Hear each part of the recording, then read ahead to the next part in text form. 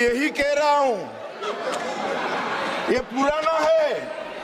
मैं यही कह रहा हूं, अगर डिलिमिटेशन करने दोगे तो नया आ जाएगा और एक की जगह दो सीटें बन जाएगी। मान्यवर, उनको ये भी पता नहीं है कि वो अपने स्टैंड के पक्ष में आर्ग्यूमेंट दे रहे हैं या विपक्ष में दे रहे हैं। मान्यवर, 127 सीटें ऐसी हैं जहां 20 लाख से ज्यादा वोटर हैं। अब इसमें एक व्यक्ति, एक मत और एक मूल्य, इस सिद्धांत का पूर्णतया उल्लंघन होता है।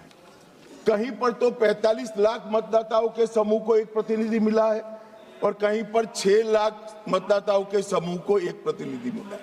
तो मत का मूल्य जो एक होना चाहिए वो नहीं हुआ है मान्यवर। और मैं विश्वास दिलाता हूं कि डिलिमिटेशन के लिए ये लोग सहयोग कर दे, हमें भरोसा करें और डिलिमिटेशन करने दे तो ये मूल्य एक समान हो जाए।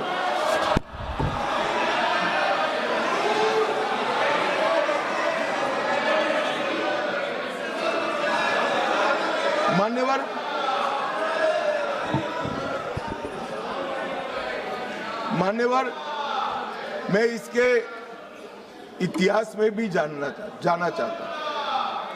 सबसे पहले 1972 में तत्कालीन प्रधानमंत्री इंदिरा गांधी जी की सरकार ने परिसीमन विधेयक लाकर सीटों को 525 से बढ़ाकर 545 की और फिर इसको फ्रीज कर दिया। 76 में सत्ता बचाने के लिए इमरजेंसी के काल में 42वें संशोधन द्वारा परिसीमन पर रोक लगा दी। अब इंदिरा जी तो प्रधानमंत्री थी, कानून लाकर रोक लगाई परिसीमन पर। और ये देखिए साहब कितने शक्तिशाली है, विपक्ष में बैठकर परिसीमन पर रोक लगाना चाहते हैं। मगर उस वक्त भी कांग्रेस पार्टी ने ही परिसीमन से देश की जनता को वंचित रखा था और आज भी कांग्रेस पार्टी ही परिसीमन से वंचित रख रही है।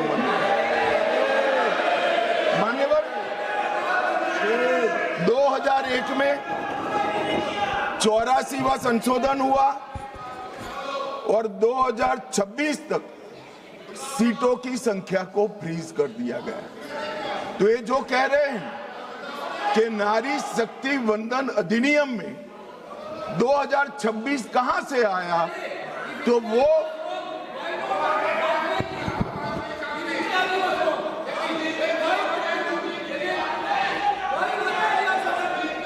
बताता हूं एक सेकंड। मान्यवर, ये कह रहे हैं वाजपेयी जी थे।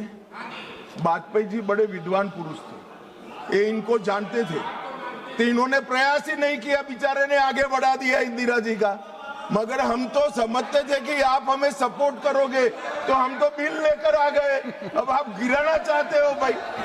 तो वाजपेयी जी ये बात की कल्पना कर सकते थे। कांग्रेस पार्टी को हम लोगों से वाजपेयी जी बहुत अच्छे से जानते थे, क्योंकि 19 महीना जेल में रहे थे मान्यवर, वो बहुत अच्छे से पहचानते थे। और 84वां संशोधन इसने 26 तक फ्रीज कर दिया और 50 वर्षों तक 1976 से लेकर 2026 तक क्या रिकॉर्ड से हटाना है? प्लीज अध्यक्ष जी, प्लीज। अरे बैठ जाओ मैं बता देता। तय करने तो आप मत करें, प्लीज बैठिए। मैं इनकी इज्जत करते हैं, इसका सम्मान करता हूं माननीय अध्यक्ष जी।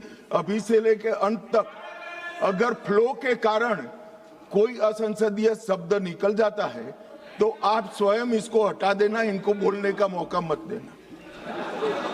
मान्यवर, 50 वर्षों तक 1976 से लेकर 2026 तक देश की जनता को जनसंख्या के अनुपात में प्रतिनिधित्व नहीं मिला। 26 में ये सीमा समाप्त हो। अब 26 में सीमा समाप्त होने के बाद अगर डिलिमिटेशन करते हैं तो डिलिमिटेशन 29 के पहले समाप्त नहीं हो सकता, क्योंकि परिसीमन आयोग का एक नियम है कि हर कॉन्स्टिट्यूएंसी में जाकर पब्लिक हियरिंग देना होता है। तो 543 कॉन्स्टिट्यूएंसी का पब्लिक हियरिंग 26 के मध्य से लेकर 29 तक हो नहीं सकता और 27 तक जनगणना के आंकड़े नहीं आ सकते। तो स्वाभाविक है अगर हम 29 का चुनाव नारी शक्ति वंदन अधिनियम के स्पिरिट के साथ कराना चाहते हैं, इस देश के 50% मतदाताओं को इस महान सदन में 33% आरक्षण देना चाहते हैं, तो अभी ही ये लाना पड़ेगा। ये जो पूछ रहे थे क्यों अभी आ रहा है, इसके लिए मैं पूरी बात समझा रहा हूं। वैसे मैं मानता हूं ये समझे हुए